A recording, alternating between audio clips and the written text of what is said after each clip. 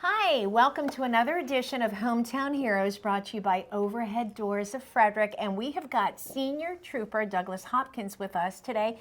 Thank you so much for joining us. And also thank you for your service.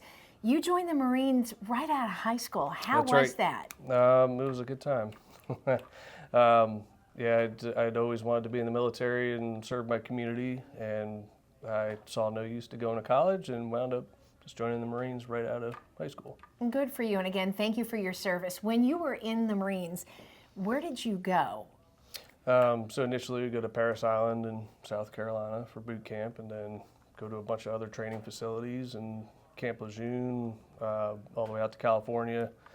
And then my unit was actually a reserve unit up in New Jersey. Okay. Yep. So you're a Jersey guy. You're from New Jersey. That's right, Toms River. Lived there for 20 some odd years before I came down here. And what brought you down to Maryland? Mostly work. Met my wife and we moved down here, and New Jersey's a little complicated with getting hiring for police, and that was something I wanted to do.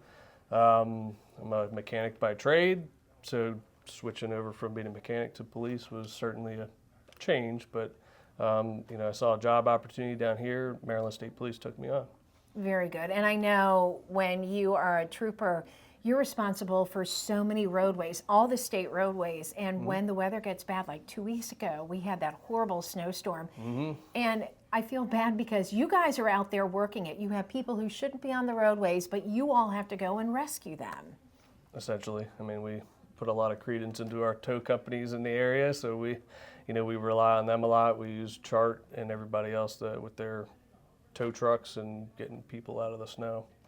So you have led a life of service from graduating high school up into 14 years with Maryland State Police, correct? Correct. So what is it that keeps you going? Because police work, it can be very daunting. Sometimes there's not a lot of appreciation out there, but we here, thank you for your service, and God bless you for that. What keeps you going day after day? Well, I appreciate your support. It's a job like any other. It's a roller coaster. You got your ups and downs. You take it in stride. Just be good at compartmentalizing and putting the bad stuff aside and just continue on. The craziest traffic stop you ever had that you can share with us was? We want something juicy. I don't know if I could share some of those.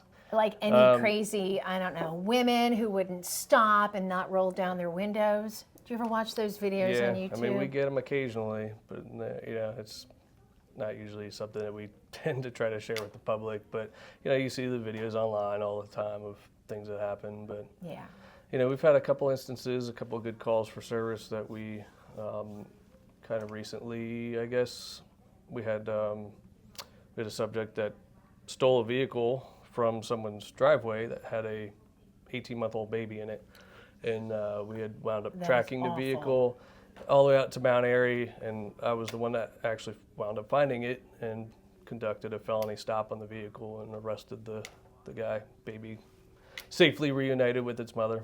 That is the best possible story, because you hear horror stories like that all the time. Yeah, because he made the good decision at least to give up. There was no real issues with it to begin with other than what he did. But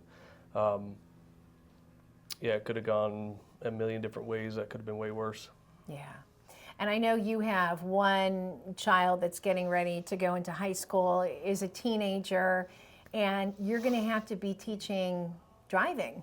And how do you feel about that? Are there any roadways maybe in Frederick County that you're like, they shouldn't be driving on? I mean, like we talked about before, I think, kind of bringing them into experience some of the more dicey roads is probably a good way to learn. I don't have any real issues with teaching them how to drive. We do a lot of EVOC training, the emergency vehicle operations training for police cars. Yeah. In my off time, I do my own race car stuff on the track too. Oh, do you really? At 75 and 80? Or No, down at like Summit Point. Okay. The racetrack there. That's my neck of the woods in Jefferson County. So, I feel like I have a little bit more experience to be able to teach safer driving in that sense, more car control. Yeah. And that's a good thing. I mean, you want that because when your kids are out on the roads, you want them to be practicing the best case scenario when they're behind the wheel, because you can never anticipate what somebody else is going to do.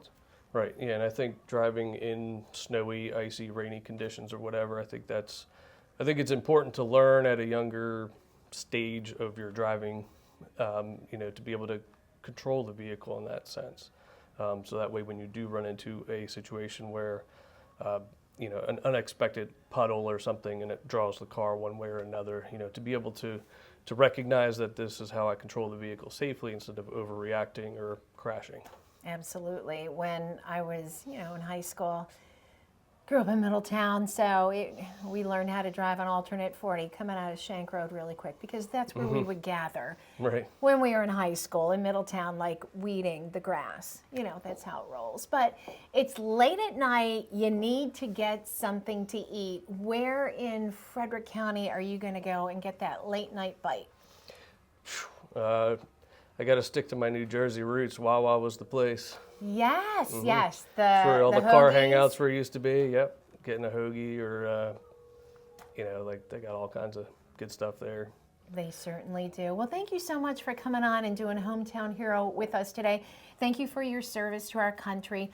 Former Marine and now a Senior State Trooper Hopkins. Thank you so much for being our Hometown Hero. Appreciate you having me on. Thank you.